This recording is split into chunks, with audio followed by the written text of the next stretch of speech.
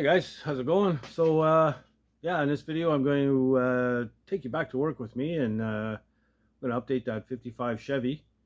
Um, I've been, I guess the last video I put on it was about a week and a half, 2 weeks ago. I've pretty much been sanding on that thing since, and I have no fingerprints left. But it's getting really close to paint. Um, we're probably going to have it in the final coat of primer by the end of the day. So it's one last block just with 600 grit, and should be ready to go in the booth for paint. So yeah, pretty cool.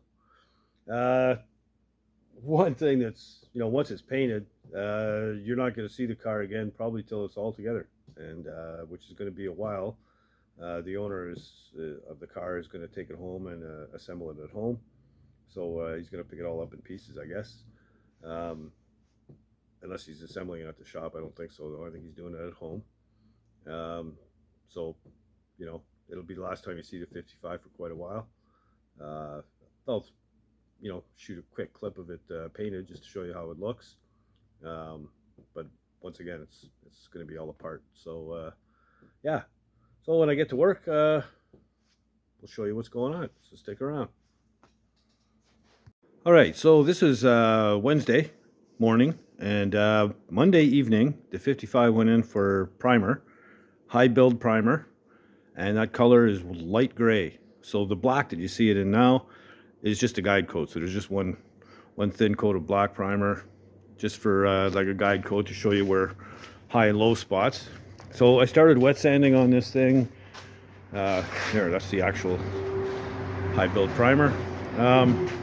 Started wet sanding on this thing late yesterday afternoon, and I'm pretty much done the one side.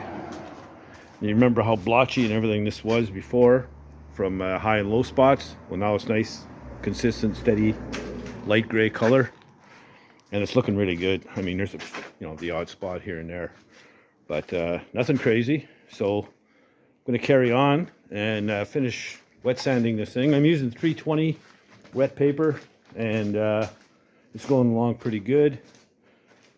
I want to cut through the guide coat, but I don't want to be rubbing on this thing for 5 days, right? So the 320 is a good grit to work with, and we're priming it again in black, probably 2 coats or 3 coats or whatever, for the entire car, the roof included, because we want to see what it looks like wet and in black, dark black color. Wet, that'll show every little spot on this thing, if there are any. I don't think there are. It's looking really, really good. So I also had to do some work on the hood. Just a little bit of welding and a small amount of body work where holes were filled and stuff like that. So that's ready to go in the booth as well. So I'm just going to carry on and sand till my fingerprints fall off. All right, so I'll show this just for a couple of minutes.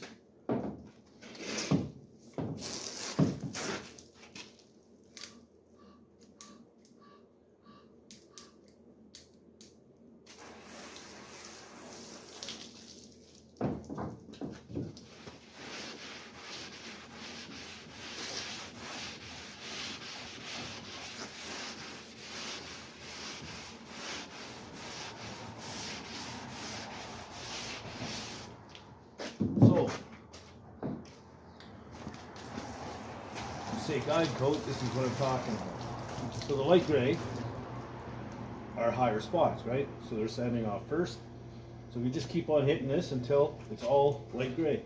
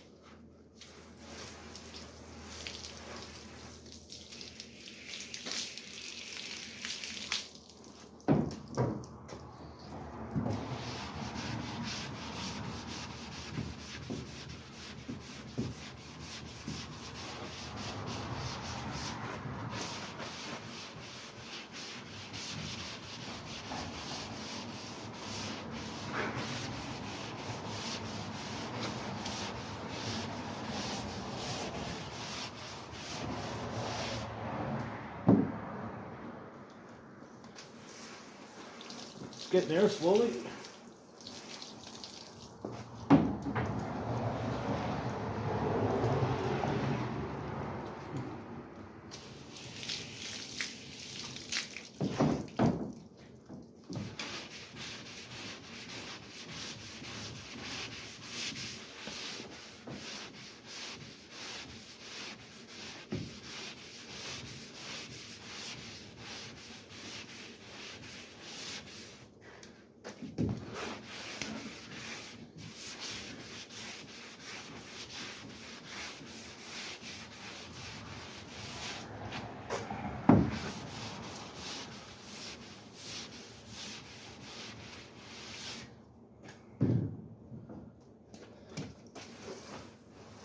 So there you go. You get the idea, I'm pretty sure. And we just keep on going like that until it's all like so. And that ensures that everything's nice and flat and straight. Anyway, I think you've seen sanding enough. Nobody likes to watch sanding. Nobody likes to do sanding. It's just the way it is.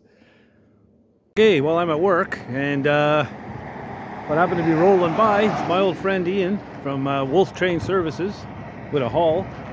And yeah, no one's interested in that, but the 71 Ford pickup truck's actually in really good shape. And then you got a 71 Roadrunner, or 72 pickup, sorry. 71 Roadrunner. That's somebody local here bought this car, so we'll find out who it is eventually. It's still a little rougher than I'd like, but it's cool. Anyway, so if you ever need anything hauled, Ian's based out of Saskatchewan, and he hauls all across Canada. So Wolf Train Services is the name of the game. So there you go.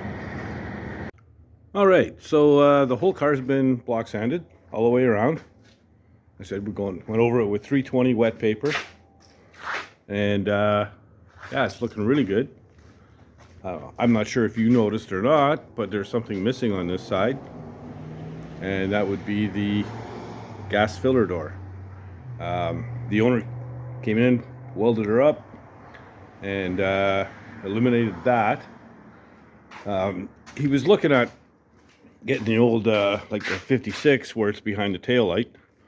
You know, my 56, there's a little knob you turn and it folds down and your gas filler is inside there. But he priced a kit, and once you do the conversion on the money, Canadian to American, factor in shipping, it's over $1,000. So that's ridiculous to me for a gas cap. Come on. Anyway, this was his solution. Came in, welded this in yesterday. So this is basically just a receptacle for the filler pipe. So it's going to be inside of this. This is basically just for fumes and stuff. Or if there's any spillage, it'll just drop out. So yeah, we'll seal that up really well. I think it's a nice clean idea, and good piece of engineering. I think it'll work fine. Anyway, when you're wet sanding, there's a few pinholes and a few touch-ups and stuff like that. And what happens is when you're wet sanding this stuff, you get like a paste, you know, this gray, yucky paste. And what happens is it fills in the pinholes, so you can't see them. So I'm going to have to wash the car. So I'm going to push it outside, wash the car. Got a few other touch-ups to sand. And I'm going to start taking it apart. So tagging all the bolts and the nuts and the washers and the spacers and all that stuff, where they're located. There's a couple in here. Bag it, tag it, everything. So we know how to put it back together when it's painted. The reason we're blowing it apart, you can get inside the jams, you can get, inside all this area in the cowl. It just, an easier job makes more sense. So yeah, I'm going to push it outside and wash it, and we'll get after this thing. Alright, so I took the car outside, give it a wash, and going to let it sit in the sun and dry up. I even took the air hose and blew the sides, get any dust out of the little pinholes. So they'll show up as little black spots. And I'll show you what I mean. You can see, I don't know if you can see that or not, but there's just little spots here and there. So touch them up with putty, sand them out, we'll be good to go. So I started wet sanding on the hood, and you know, the hood looked like it was in really good shape. But man, this thing has got more lumps than my wife's mashed potatoes. It's unbelievable. So I'll wet it here.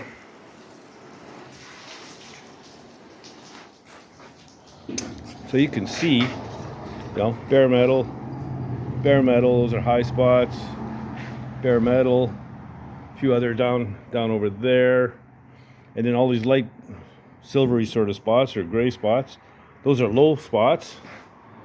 And you've actually got, I don't know if you can, probably can't see it, no, it's too tough, but a lot of these low spots are actually little dents. I'm thinking maybe a hailstorm, hail damage, whatever. So I'm going to keep sanding on a little bit, but like once you get the bare metal, you really can't go any lower than that unless you tap that down with a hammer. I'm going to see what the boss wants to do with this. It probably needs to be skimmed. Problem with these hoods is they're very flimsy. You know, they twist and whatever. They do have braces in them, but it's just the nature of the beast. My 56 is the same way. So if you skim the hood, there's a good chance it may crack. We don't want that. So I'm going to see what he wants to do with it. All right, so after blocking this thing 3 times, I'm going to say, it's pretty good. We're now in the process of blowing it apart. You know, the rad support, the whole deal. We're going to, oops, almost killed myself there. Anyway, this thing is ready to be blown off, wiped down, and thrown into the booth for the final coat of primer. It's going to be a dark black primer. Well, all black is dark, I guess. The trunk lid is already done in primer with a light gray guide coat.